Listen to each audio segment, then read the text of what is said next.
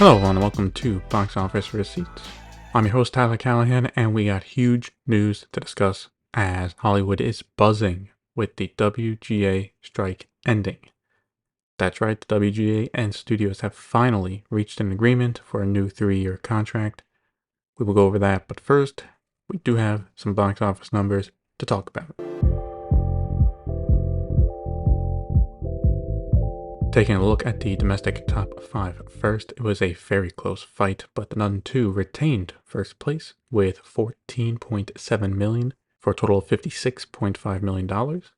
Opening in second place right behind it was A Haunting in Venice with $14.5 million. In third place was The Equalizer 3 with $7.2 million for a total of $73.6 million. Fourth place was My Big Fat Greek Wedding 3 with $4.7 million for a total of $18.5 million. And in fifth place was Barbie with $3.9 million for a total of $626.1 million. So The Nun 2 had a solid weekend, only dropping 55% compared to its opening weekend. As for Haunting in Venice, well, it could have done better.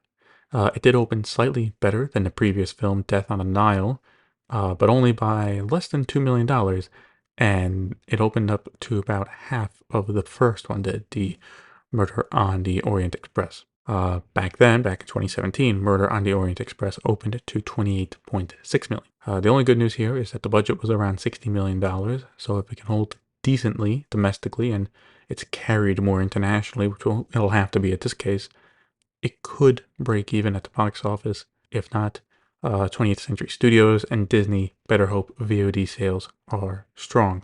Opening in first place in China was The Expendables 4 with $10.7 million. In second place was Dust to Dust, which was right behind it with $10.4 million for a total of $43.3 million. Third place was Oppenheimer with $4.1 million for a total of $53.2 million. Fourth place was No More Bets with another $3.8 million for a total now of $517.2 million. Fifth place was Tainted Love, which debuted with $3.1 million. And opening in sixth place was A Haunting in Venice with $2.3 million. Definitely a quiet weekend at the box office in China. As for the latest Hollywood releases, I don't think anyone was expecting A Haunting in Venice to do big numbers, so it not opening in the top 5 isn't surprising. Now taking a look at international numbers, A Haunting in Venice opened to $22.7 million for a worldwide opening weekend of $37.2 million. Internationally, it's a bit better, but it needs to hold strong in the coming weeks to have a chance. The Nun 2 earned another $30.1 million for a worldwide total of $158.8 million. The Equalizer 3 earned $8.3 million for a worldwide total of $132.4 million.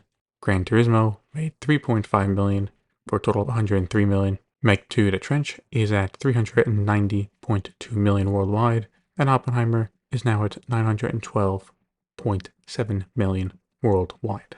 As for news in Hollywood, let's go over the latest from the WGA strike ending. That's right, the WGA and AMPTP have finally reached an agreement on a new 3-year deal. As for next steps, the WGA leadership will vote on it, and if approved, will go to the union members to vote yes or no for it.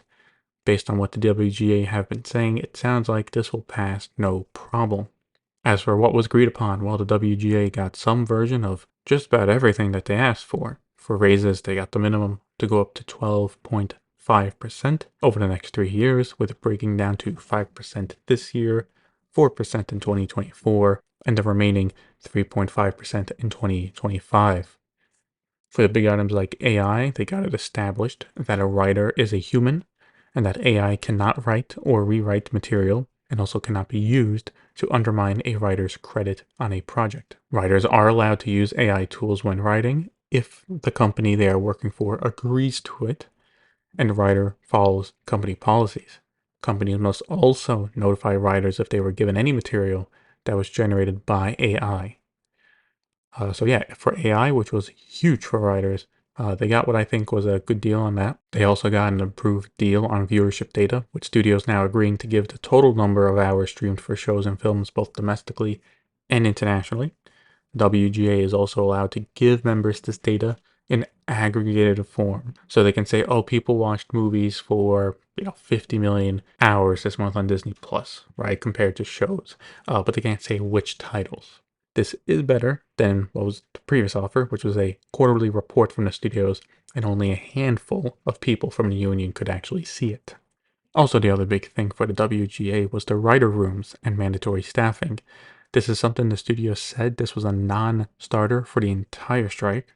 Well, they made concessions on that as well. So how it works now is if a studio is developing a show, they must hire 3 writer-producers, including the showrunner. This is now called the development room and would come with a guaranteed 10 weeks of work for that team. If the studio picks up the show, aka it is greenlit and it's going to move forward, then the minimum number of writers goes up to 5 if the show reaches 7 episodes. If the show is longer, with 13 episodes or more, then the team gets another writer. I think this is a solid compromise, as it basically breaks it down to if you're going to have longer seasons, you need more writers. And look, a lot of shows these days are 10 episodes or less for a season, so it's not like most productions will hit that last requirement of another writer if it gets to 13. Overall, at least what WGA members are saying online, they're very happy about the deal. The WGA also released a statement as well about it. Quote, congratulations to the WGA on reaching a tentative agreement tonight on behalf of their members. We have been proud to support the writers in their fight for a fair deal and look forward to reviewing the details of the agreement. Now it's time for the AMPTP to get back to the table with SAG-AFTRA and address the needs of performers. End quote. Now we wait for the studios and actors to work on closing a deal. The BBC is reporting that Warner Brothers is expanding their UK studio lot at Leavesden. First, it will become the home of DC Studios moving forward, so all DC films and shows will primarily be filmed there. The studio is also expanding the capabilities of what can be produced there, with plans to build 10 new sound stages and 400,000 new square feet of production and support space. Construction on this will start in the second quarter of 2024 and is expected to be completed sometime in 2027. This isn't a surprise and kind of makes sense as it was a heavily used studio lot anyway. Recent films like Barbie were filmed there, as well as the upcoming Aquaman and the Lost Kingdom. Then you have Game of Thrones shows. If Warner Brothers gets serious about the Harry Potter show, you're gonna need the space. I guess technically Game of Thrones is really, I don't know if it's still filmed, but the original was filmed in Northern Ireland. Don't know if they would use this, but maybe for pickup shots. Deadline is exclusively reporting that Mark Webb has signed on to direct a movie for Skydance called Bermuda. It is supposed to be an action-adventure film based on, that's right, the Bermuda Triangle. This one will take a while to make as there is no writer for it since, well, the strike was going on. But once the deal is ratified. But once the deal is ratified, they can start that process. A24 has gotten an interim agreement with SAG for their upcoming film, The Iron Claw. This is based on a true story about a wrestling family and stars Zac Efron, Jeremy Allen White, and Lily James. Thanks to the agreement, the cast will be able to promote the film ahead of its release in theaters on December 22nd. An exclusive from Deadline, they are reporting that Netflix has bought Hitman for $20 million at the Toronto International Film Festival.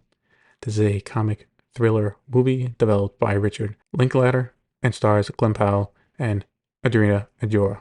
Powell, he is also a writer for the film, having co-wrote the script with Linklater. Now, it seems like Netflix did not get the worldwide rights to the film, with Deadline noting that they got the rights for the US, UK, India, Vietnam, Iceland, South Korea, Hong Kong, Australia, and New Zealand. They also mentioned that there is a theatrical component as part of the deal, whether that means a release like Knives Out or just the normal limited release remains to be seen. Beside the strikes, we did get a few new release dates for upcoming movies.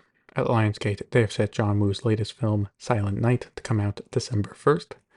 Lionsgate acquired the rights to the film, and it stars Joel Kinnaman, who goes out for vengeance after seeing his son die. I'm looking forward to seeing this one.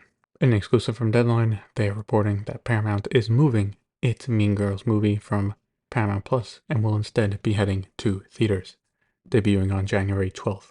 As for what the film is, since it has the same title as the original Mean Girls film, it is a film adaptation of the play that was adapted from the movie. So it is partially a musical as well. This is not a straight remake of the original. Still, with January usually a quiet month, this is a good time to release it, I think. Paramount also made some other release date changes by pushing back their Bob Marley biopic One Love from January and will now come out February 14th, and Smile 2 has a release date, with it coming out to theaters October 18th, 2024. MGM is moving up Saltburn by 1 week. It will now have a limited release set for November 17th, followed then by a wide release on November 22nd. And for movies coming out soon, the reviews for Expendables 4 are coming out, and what a surprise, it's bad. Yeah, a real shocker here, as anyone who watched the trailer could tell you. It's coming in at a 14% on Rotten Tomatoes. We did get some new trailers this week, the first being from A24 for Dream Scenario, starring Nicolas Cage. This has garnered some interest since premiering at the Toronto International Film Festival. It'll be released in theaters on November 10th. Not sure, but I think it will be a limited release first and then move into a wide release. And from Lionsgate, we got a new trailer for The Ballad of Songbirds and Snakes, aka the Hunger Games prequel. I gotta say, it still looks like a solid movie and should be a good watch. I will say I have not read the book, so I'm not sure if the story itself will be good or not. It comes out November 17th.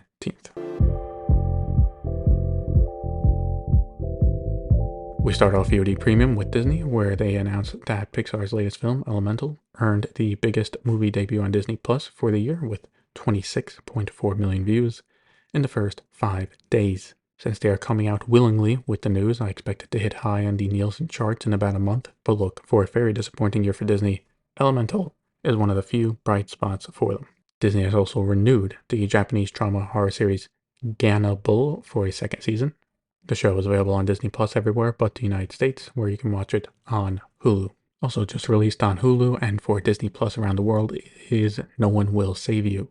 This is a thriller horror movie from 20th Century Studios and stars Caitlin Dever. So far, it's gotten good reviews, with it certified fresh at 82% on Rotten Tomatoes. Paramount have announced some release dates for upcoming movies hitting the service. First is Teenage Mutant Ninja Turtles Mutant Mayhem, which will premiere on September 19th, and Good Burger 2 will premiere on November 22nd. Should be noted for Good Burger 2, it is not a worldwide release, with US and Canada getting it on the 22nd, UK and Australia getting it on the 23rd, and as for everywhere else, it's not known at this point. Not sure why they are staggering the release like this, but for now, that is the release schedule. Paramount also announced that Paramount Plus will be debuting in Japan in December. Like in other parts of the world, it will not be a straight subscribe to it as an individual service. Instead, they are partnering with JCOM, an internet and cable provider, as well as WowWow, which is a pay TV service.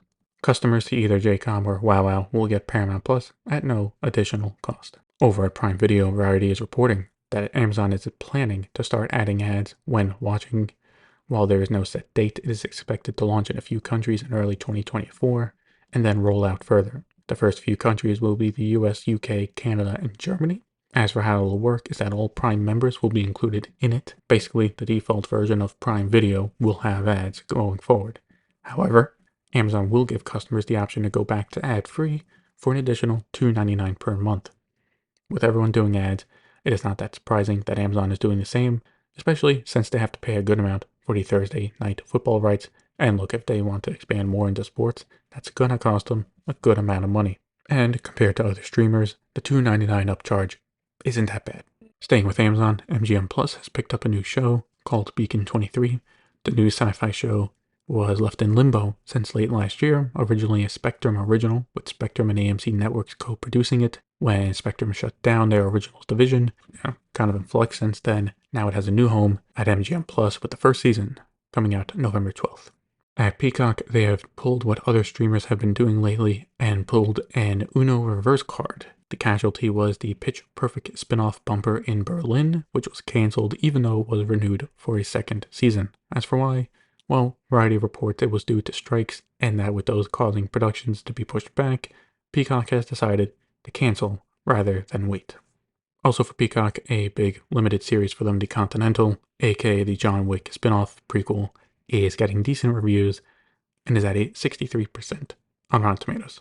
And let's finish up with the latest Nielsen numbers. These are the ones for the week of August 21st to the 27th. To the surprise of no one, Suits came in first place again with 2.7 billion minutes watched. This now marks 10 straight weeks of Suits being the top dog on the Nielsen charts. Netflix's Who is Aaron Carter debuted in second place with 1.03 billion minutes watched. Ballers from HBO, which is now on Netflix, remains in the top 10, coming in 7th place with 656 million minutes watched. For Disney Plus, Ahsoka debuted in 5th place with 829 million minutes watched for its first 2 episodes. That's not bad, but the real test for Ahsoka is, can it maintain being in the top 10? And that's it for this episode of Box Office Receipts. If you want to follow me on Threads, X, or Facebook, links to those are in the show notes. Thank you for listening, and see you next time.